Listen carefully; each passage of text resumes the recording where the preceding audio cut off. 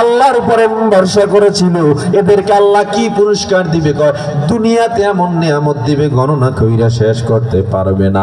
আর আখিরাতে 1000 কোটি পুরস্কারের মধ্যে ছোট্ট একটা পুরস্কার, তাও হবে 10 দুনিয়ার সমান জান্নাত।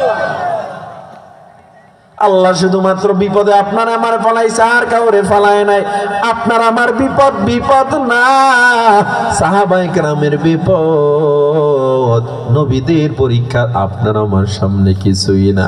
ইব্রাহিম নবীকে আল্লাহ আগুনে ফালাইলেন, মূসা নবীকে আল্লাহ কত পরীক্ষা করলেন।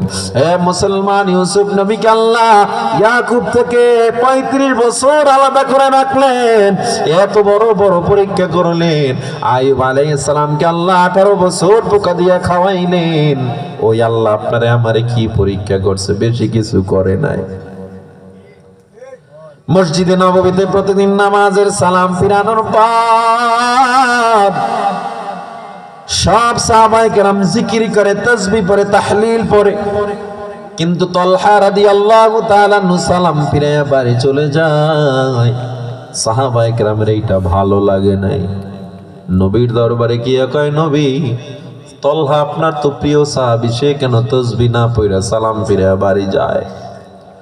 আমার নবী কয়, এটা আমার বিশ্বাস হয় না, তলহা এমন করতে পারে না। নবী আমার পরদিন নিজে লক্ষ্য করে দেখলেন, আসলেই তলহা সালাম ফিরে বাড়ি যায়।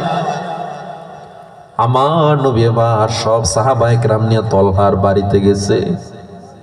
নবী সিস্টেম গুলোই ছিল অত্যন্ত অসাধারণ সিস্টেম, কখনো কাউকে দোষ দিত না, আগে নবীজি সব ভালো করে দেখতেন।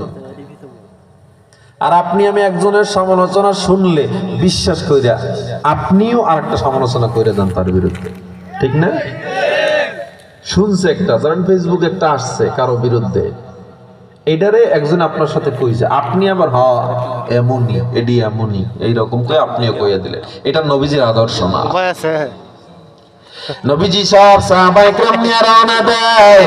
তলহা বাড়ির সামনে গিয়া নবীজি দরজায় নক দেয়, তলহা দরজা খোলো, আমি পয়গম্বর। তলহা দরজা খুলে না, হযরত ওমরের মেজাজটা গরম হয়ে গেছে। নবীর মতো মানুষ তলহার বাড়ির সামনে আসছি, তলহার এত বড় সাহস, দরজা কেন খুলে না তলহা? আল্লাহর নবী আবার ডাক দিয়ে কয়, তলহা